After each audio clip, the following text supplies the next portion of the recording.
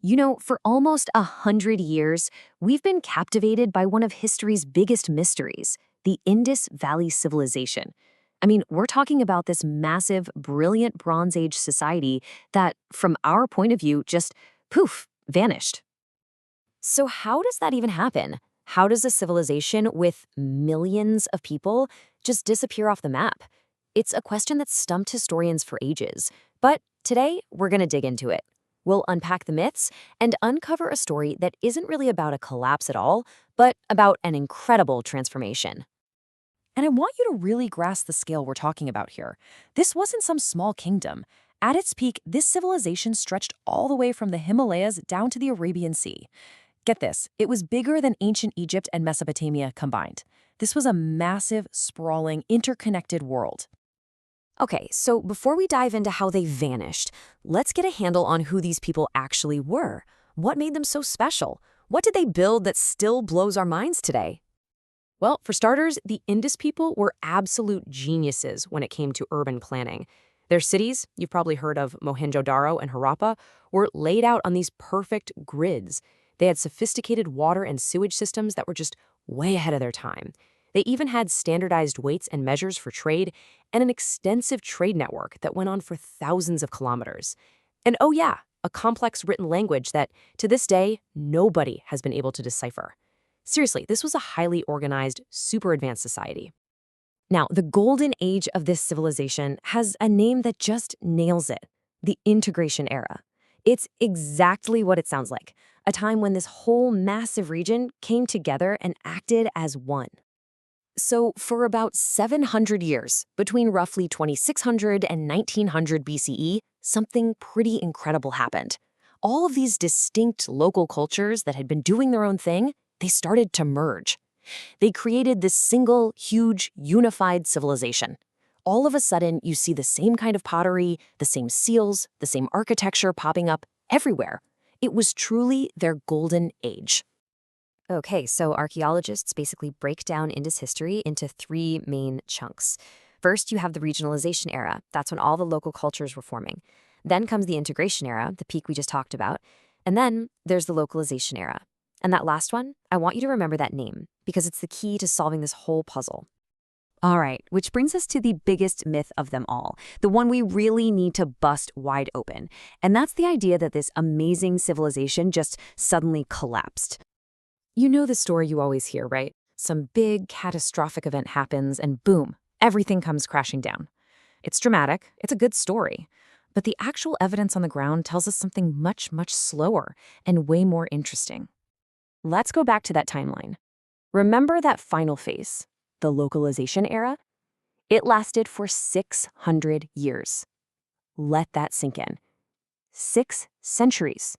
That is the literal opposite of sudden. Whatever was going on, it wasn't a one-and-done disaster. It was a slow, gradual change that played out over many, many generations. So if it wasn't a sudden collapse, then what was it? For a long time, there were two main culprits people pointed to, either a big invasion or some kind of climate catastrophe. So let's take a look and see if either of those theories actually hold water. First up, the invasion theory. The old idea was that so-called Aryan warriors came charging in and just wrecked the place. But here's the thing.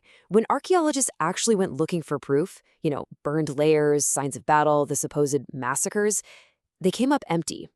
There was nothing. What they did find was a gradual cultural change, not a violent takeover.